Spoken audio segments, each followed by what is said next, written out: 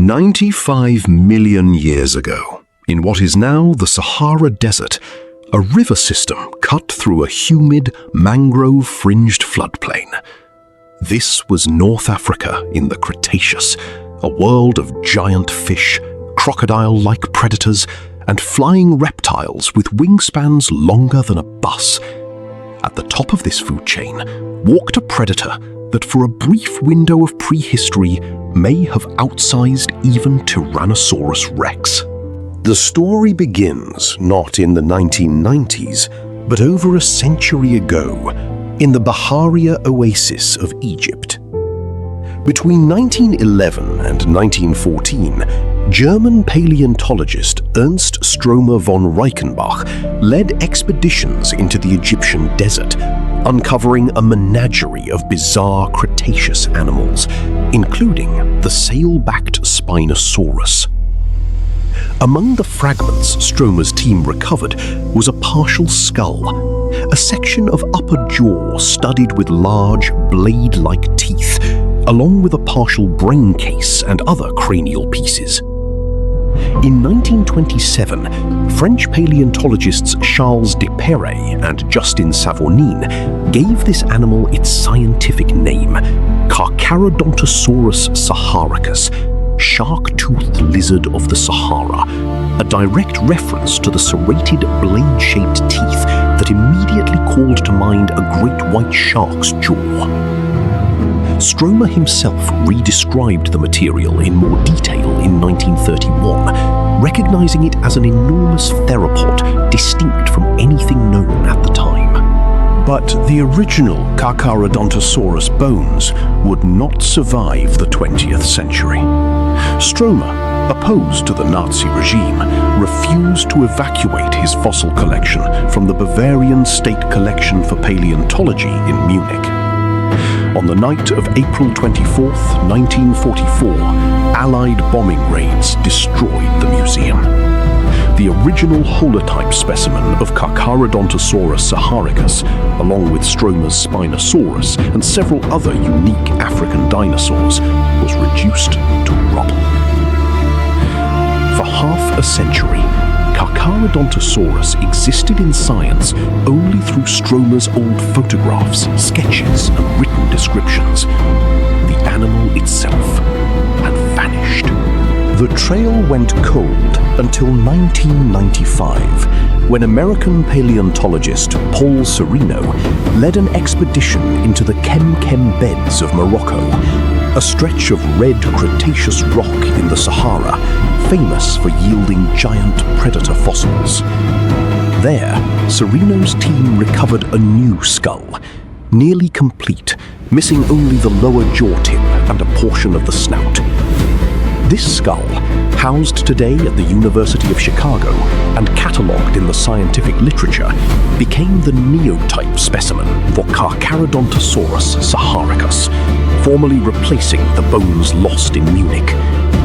Sereno and colleagues published their findings in the journal Science in 1996, and the image of Sereno lying beside the skull, holding a human skull up for scale, became one of the most iconic photographs in modern paleontology.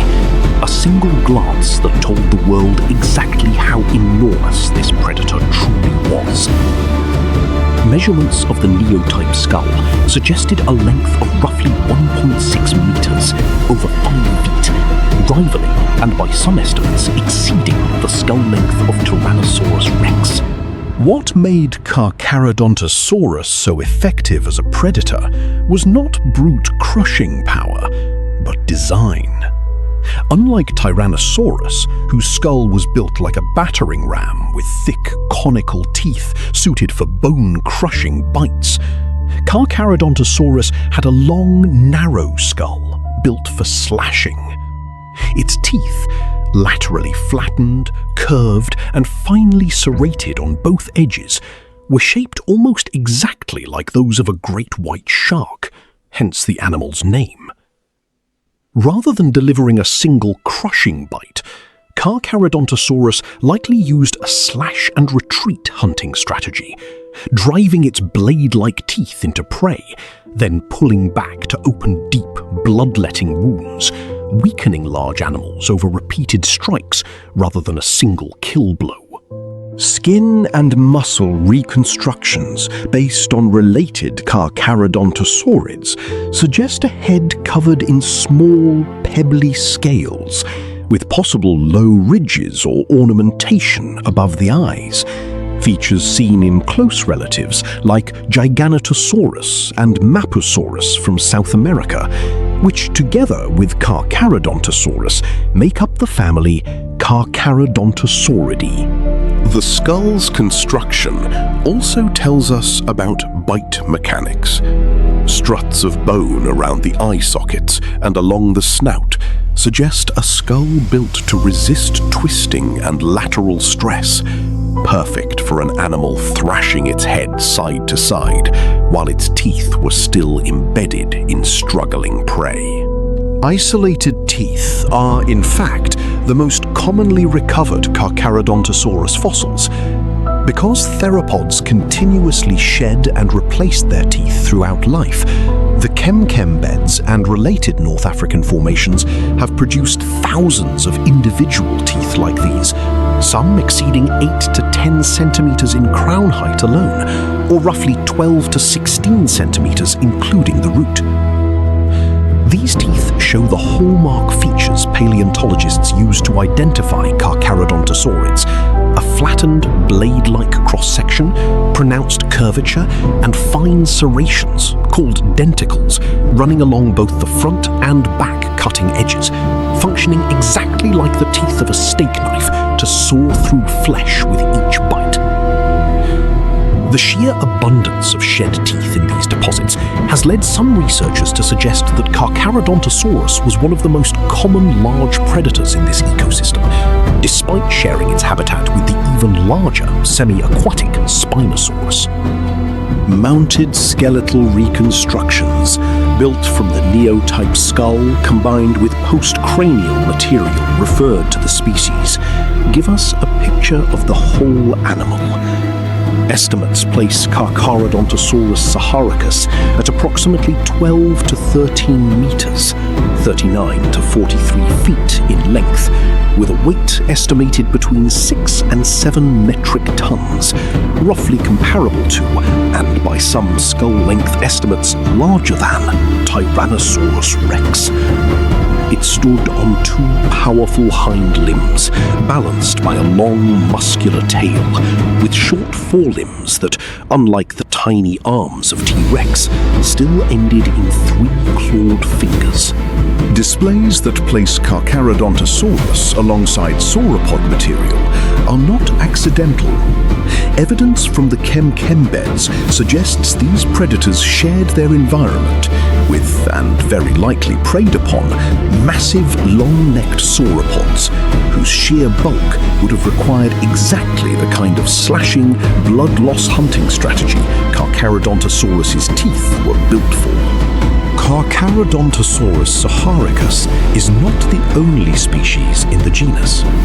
In 2007, paleontologists Steve Broussat and Paul Serino described a second species, Carcharodontosaurus iguidensis, based on fossils from the Etchkar Formation of Niger. Though known from more fragmentary remains, primarily skull and jaw elements, C. iguidensis shows subtle anatomical differences from its Moroccan and Egyptian relative, suggesting that at least 2 distinct Carcharodontosaurus giants patrolled different regions of Cretaceous North Africa. Together, these African Carcharodontosaurids belonged to a global dynasty. Close relatives, Giganotosaurus carolini in Argentina and Mapusaurus rosier, also from Argentina, show that this body plan, the long-skulled, blade-toothed apex predator, evolved independently to enormous size on multiple continents during the mid-Cretaceous, before Tyrannosaurs rose to dominance in the north. The world Carcharodontosaurus inhabited was nothing like today's Sahara. 95 million years ago, this region was a vast subtropical river delta, crisscrossed by waterways and populated by an almost absurd density of giant predators: Spinosaurus, the crocodile-like Sarcosuchus, giant coelacanths, and Carcharodontosaurus itself, all coexisting in what paleontologists have called one of the most dangerous ecosystems in Earth's history. How so many enormous predators shared the same environment without constant, unsustainable competition remains one of the open questions researchers are still investigating, with theories ranging from dietary specialization to Spinosaurus's largely aquatic lifestyle, reducing direct competition with the more land-based Carcharodontosaurus. Carcharodontosaurus vanished from the fossil record before the end of the Cretaceous, its lineage giving way to other apex predators as continents drifted and climates shifted. But its story as a scientific discovery is just as remarkable as the animal itself. A predator named from bones destroyed in war, resurrected decades later from a skull pulled out of the Moroccan sand. And now, thanks to specimens in collections from Chicago to Milan to Casablanca, one of the best understood giant predators of the African Cretaceous. Every serrated tooth recovered from the Kem beds is a small piece of that story, a reminder that some of the greatest predators in Earth's history are still being pieced back together, one fossil at a time.